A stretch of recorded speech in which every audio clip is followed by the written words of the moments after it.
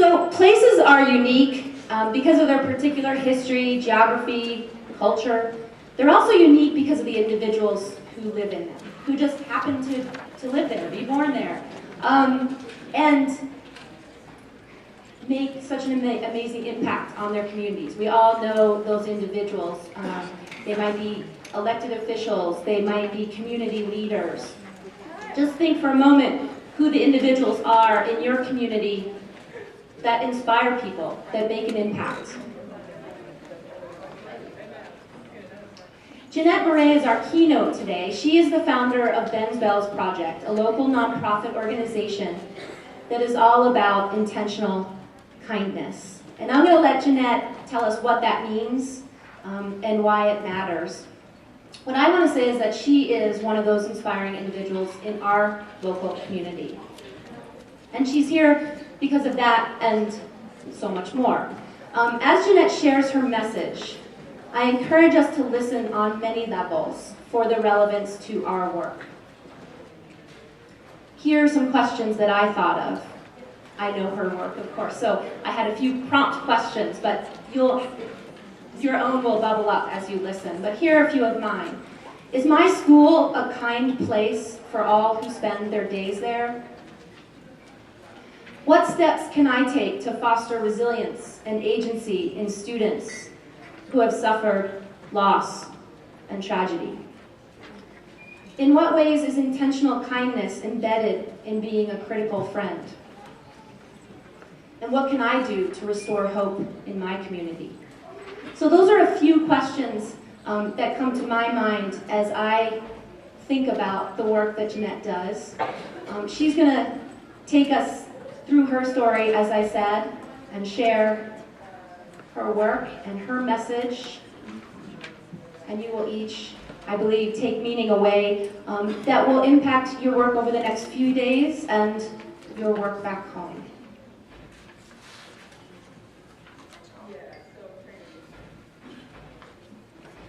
So I'm so pleased and honored to welcome Jeannette Mare to the podium. Jeannette.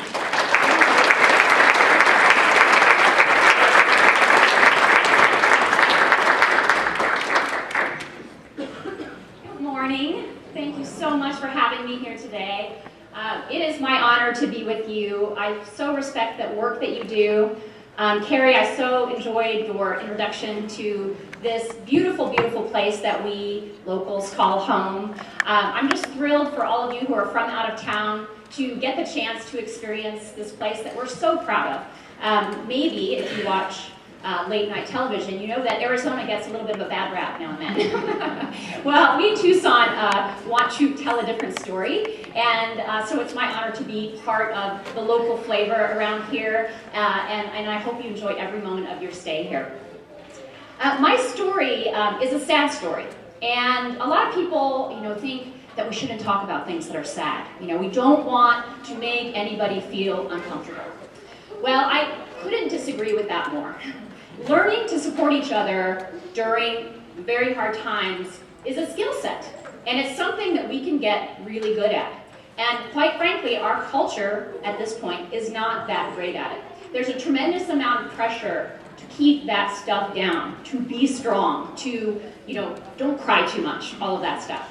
So I want to thank you in advance for listening to my story, and I want you to know that when I get to share it this way, it's so good for me, and it is incredible support to me. Ben's Bells is what I'm here to talk to you about, and it's an organization I started in memory of my sweet boy, Ben. This is him, and he died when he was nearly 3 years old. And he died very suddenly and unexpectedly on what started out to be a completely normal day in my life. And many people who have a tragic experience sort of tell their story this way. It was a completely normal day in my life. He died of the croup virus, which is a very common virus and typically not that dangerous. But in Ben's case, it settled into his airway in such a way that he lost consciousness very quickly and without warning. And just like that, my family's life was turned upside down. Honestly, I did not know how I was going to survive it. Most days I felt like I couldn't survive it, and many, many days I didn't want to survive it. I would just pray quietly to sort of be taken out of my misery. But I knew I couldn't go away. I needed to survive it because I have another son named Matt who was 6 years old at the time. And he needed me more than he had ever needed me before. But fortunately, I was surrounded by amazing people who came in and offered me kindness from every direction. And you know exactly what I'm talking about. They brought us food, they wrote us beautiful cards, told us stories, shared photos of Ben. They cleaned our house and did yard work. They drove Matt to school. The kindness was unbelievable and surrounded my family in such a way that I am not over-exaggerating when I say it was life-saving. Absolutely and completely life-saving. But the kindness didn't take away the sadness, because I actually needed to feel that sadness, right? But what I learned is that there's a huge difference between sadness or pain and suffering, right? So there's the sadness, and I used to be a sign language interpreter, so I use my hands a lot. There's the sadness, and then there's all this stuff that we lump on top of that, right? Stuff like, you know, oh, I'm crying too much, what do people think of me? I feel guilty, I'm scared, all of that stuff. And that's the stuff that causes suffering. And that's the part that makes us feel like we can't survive it. But when that part is lifted, and I almost can remember the moment when I had this transition in my grief experience from feeling like I couldn't survive to knowing that I could survive. And that is a hugely different experience. Being able to feel sadness as sadness, knowing that I can survive it, is an amazing thing. Now quickly I realized that not only did I need the people who knew me to treat me with kindness, but I needed everybody to treat me with kindness, including complete strangers, right? I was walking around the world looking like a regular person on the outside. You couldn't tell by looking at me that I was shattered and doing everything I could just to breathe, right? You couldn't tell. And at that time I was faculty at the University of Arizona here. And I remember walking around campus, and you'll see our campus right here. It's huge. We have, you know, tens of thousands of people swarming on that campus all the time. And I remember walking around thinking, how can I be walking around looking like a regular person when on the inside I am dying? And during that time, anytime somebody would do an act of kindness for me, it took on such an enormous amount of power and importance in my life. You know, somebody would just smile at me and hold open a door, right? That seems like no big deal. But what I wanted to tell that person was that that was an enormous deal, that their decision to treat me with kindness, their decision to connect with me, was saving my life in that moment. It was taking me from a moment of feeling like I couldn't survive to a moment of knowing that I could survive. And that was incredibly powerful. And people would, you know, step off the sidewalk so I could walk through, or let me into traffic, or pick up my keys when I drop them and hand them back to me. And those moments, I started to understand, are the moments that create that web of support that all of us need in a community to feel like we'll be helped when something difficult happens in our lives. So I didn't want to sort of tell people, you know, my whole story every time they held open a door, but I did want them to know that their kindness was powerful. So Ben's Bells is the way that we came up with to honor Ben's life and to celebrate and show gratitude for the amount of kindness that we were receiving. Now, Ben's Bells are very, very special, and the locals know it. This is a Ben's Bell here, and they're special because the pieces of a Ben's Bell are made by our community. We work with tens of thousands of volunteers, school children, business people, we work in the prison system, we work all across the community, and now outside of Tucson as well. So by the time one Ben's Bell is put together, at least 10 different people have worked on it. So not one person sits and makes a Ben's Bell by themselves and says, you know, this is my Ben's Bell and I'm keeping it. That's not how it works. The pieces move around, so by the time one Ben's Bell is finished, it very much represents community. Now they're even more special because they're not for sale. But what we do is hang them randomly in the community for people just to find.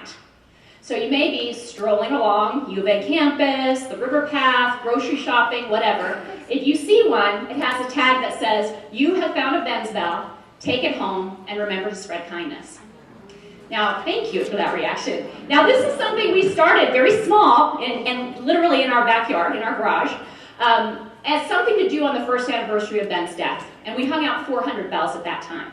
And what happened was, the people who found the bells had stories to tell, right? So for me, this was about Ben, absolutely. But for every single person who found a bell, it was about what was going on in their life. And it provided them some sort of meaning that helped them feel connected to the community, that helped them feel that support under them that they needed at the time. I'm happy to say that now we've hung out over 46,000 Ben's bells. 46,000. So obviously that's a lot of people and a lot of love and a lot of kindness going into this. And Ben's bells has grown into a much, much bigger thing, allowing me to do stuff like I'm doing today, like talking to you. And this is really my very favorite part of the job. So the question that we get to talk about now is Ben's bells has allowed us to talk about kindness in a way that's a little different, right? Kindness tends to get sort of a fluffy rap, like, the whole rainbows and butterflies, just be sweet kind of thing. And kindness is so much more powerful than that. It is profoundly deep, and it takes courage, and I love the word fierce. I use it often. Fierce, it's fierce, right? Being nice is different than being kind. So we know a lot about kindness now because researchers have gone nuts studying kindness over the past decade. There are people out of Stanford and Berkeley and all over the world who are studying kindness, and we know a lot about it. So we can actually behave differently with that new knowledge. Sort of one of the basic things that we know now is that kindness is not just part of your personality, like you have it or you don't have it, right? We used to think that's how it was. But now we know that kindness is really a skill. It's a skill. And when I stand in front of auditoriums full of 800 kids, which I do regularly, and I say, what happens when you practice a skill? They all scream back, you get better at it. And that is absolutely the case, as simple as that sounds. So what we're talking about is actually creating a culture of kindness, where kindness is something that we talk about, that we question, that we play around with, that we see messaged around our community, and that we all commit to. Now, this isn't that easy, right? Because this is the bottom line. It's not always easy to be kind, right? If it was always easy to be kind, I wouldn't be up here. You guys wouldn't be having this sort of group, right? You wouldn't be if we could all do this very easily. But what we know is that this actually takes practice. But it's not always easy, but it's always in our power if, right? That's what the asterisk is for. If we have the skill set, right? So we're very, very good at, telling, and I know you guys don't do this, but telling a student, they're a bully and they're bad, right?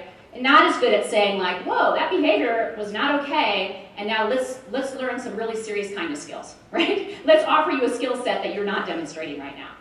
So I went on your website, and I just pulled out a couple of quotes. And so under your collaborative learning section, it said, oftentimes these groups do not have the knowledge and skill to be highly effective and successful. Speaking of collaborative groups, okay, so that paragraph on the website talks about collaboration is happening all over the place, but oftentimes the collaborators don't have the skill set that they need to make it successful.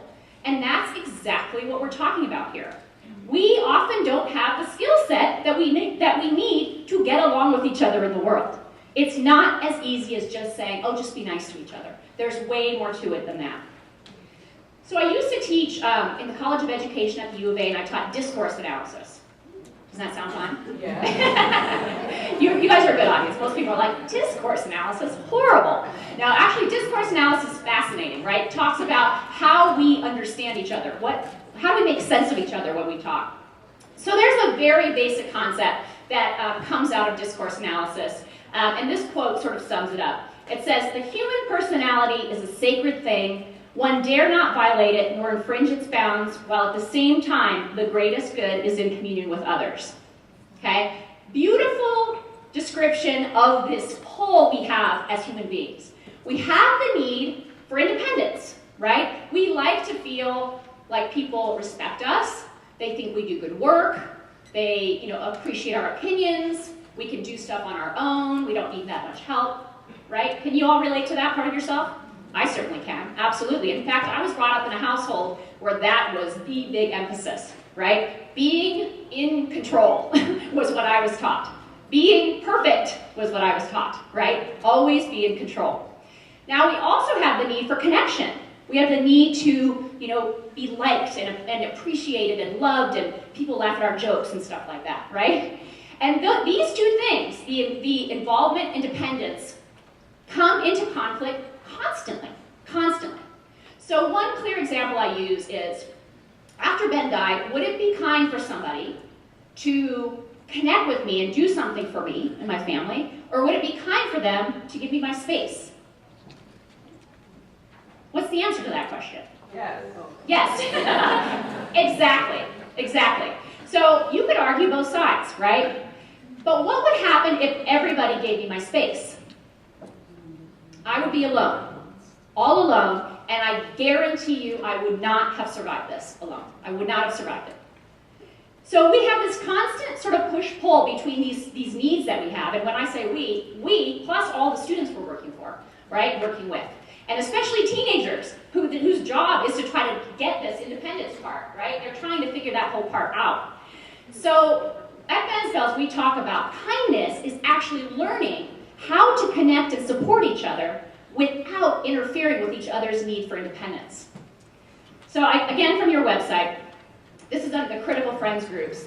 It says these groups allow educators to build trust and take risks, right? So that's an amazing function of these groups, because what we need as these independent people who, and I'm speaking for myself, you know, I'm scared of failure because I was taught that I need to not fail ever, right? Now, this collaborative group will allow me to have the connecting thing and be able to risk not being perfect on this other part. So these things are skills that actually we have to learn.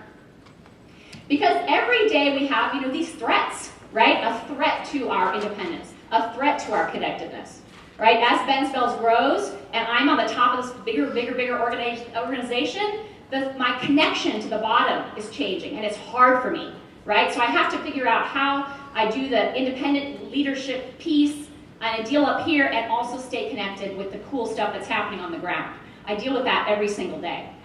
And added to all that, we humans have a negativity bias, right? This is scientifically proven that we tend to notice negative things more, right, than we notice positive things.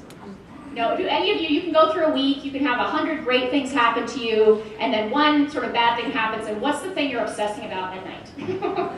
Well, okay, I'm not alone. So that one thing, right? You know, there's an explanation for this negativity bias, right? Back when we, you know, were out and foraging for our food, it was nice to notice a flower, a pretty flower, but it didn't save your life, right? So we have this negativity bias that's sort of built into us, and that triggers the reptile part of our brain, right?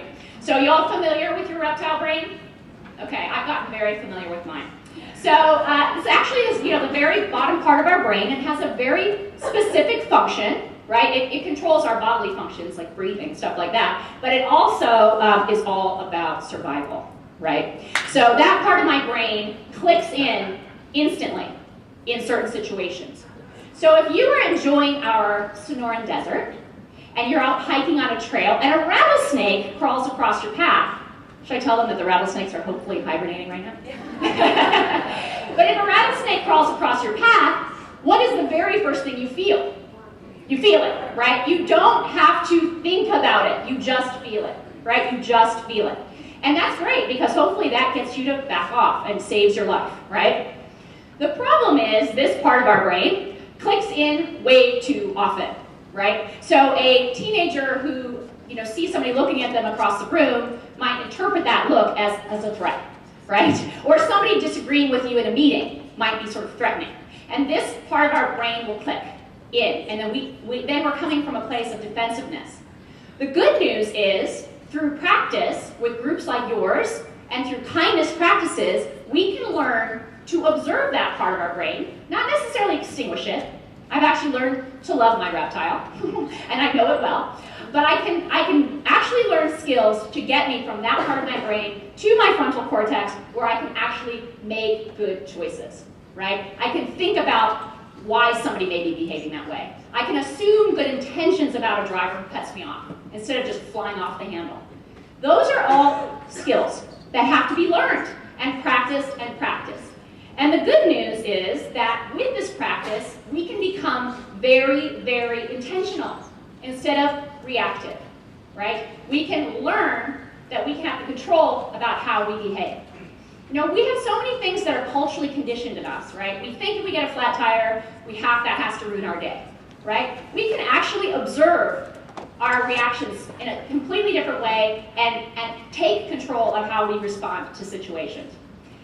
And the good news with that is that neuroscience now tells us that when we do that, when we practice kindness, when we consciously focus on positive things, we actually exercise those neural pathways in our brain. We feel the release of the positive hormones, the calm and connect hormones, versus the fight or flight hormones.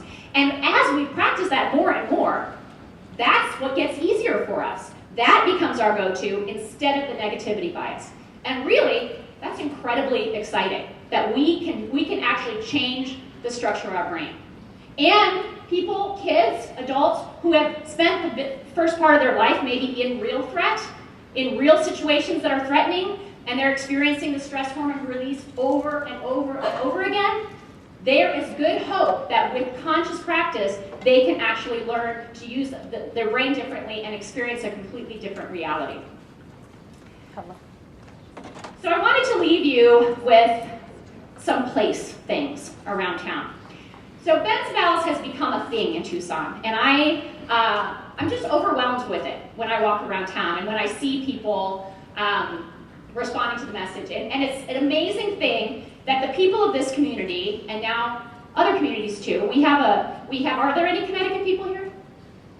There was somebody's name on the thing. We have a studio in Newtown, Connecticut as well, and 2 studios here in Tucson, and we're opening one in Phoenix. We have communities in Boise, Idaho, at the University of Illinois, Greensboro, North Carolina, and in Florida, Jacksonville, Florida as well.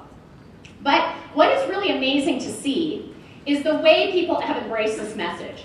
That people come to it from many, many different angles, and that it's not just the sort of people you would expect to come to it, right? It's not just the Girl Scouts, or not just the middle-aged crafting groups, or whatever. It's all kinds of people from all kinds of backgrounds who are responding to this message and understanding that this is fierce, this is powerful, this takes courage, right? It takes courage to learn how to do this with each other.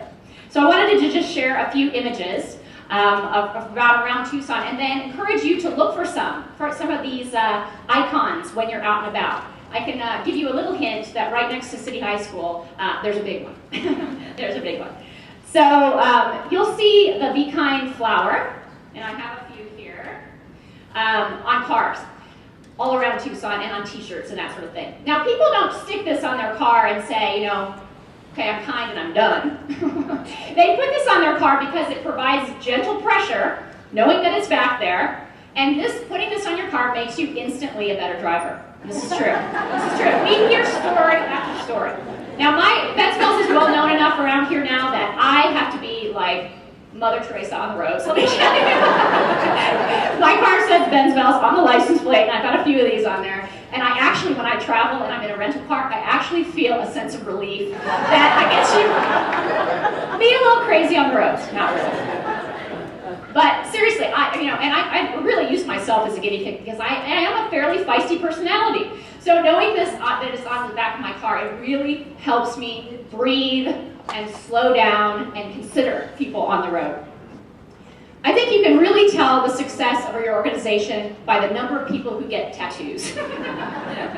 We have people coming to us more and more and more showing us the tattoo, which is an amazing thing to me. It shows me that it's getting into different populations. I'm really proud of this one. We have our work, we're getting more and more translated, but these are Spanish. And then the lower one is actually Yawme, which is the language of our Pascoyaqui tribe, which is also local to Tucson. So we've done a lot of work there, and we're working with Tohono O'odham as well to get this messaging accessible to all of our communities. There's a big show. This is one of our favorite events. If you could ever make it to Tucson at the beginning of November, you'll learn about our All Souls procession, which is gosh, do you guys know how many people? 50,000 people in it, and like more people watching, so it's some insane number, where people come down and actually celebrate death and people that we love in a very outward way. It's a beautiful, beautiful Tucson event, and the kindness message is just, it rings throughout the event. So the mission of Ben's Bells is to inspire and educate and motivate people to understand that this is a practice. Intentional kindness is a practice. And that when we commit to it, we change first our own lives. So really, kindness is the most selfish thing we could do because it changes us first. But then it changes everybody around us. So I want to thank you for the work you're committed to, for taking the risk to expose yourself in your practice with your people, knowing that that's not always comfortable, right? It's not always what we're used to. So I hope you'll have a very, very stimulating time over the next few days, and that you enjoy our city. And thank you so much for having me. I really appreciate it.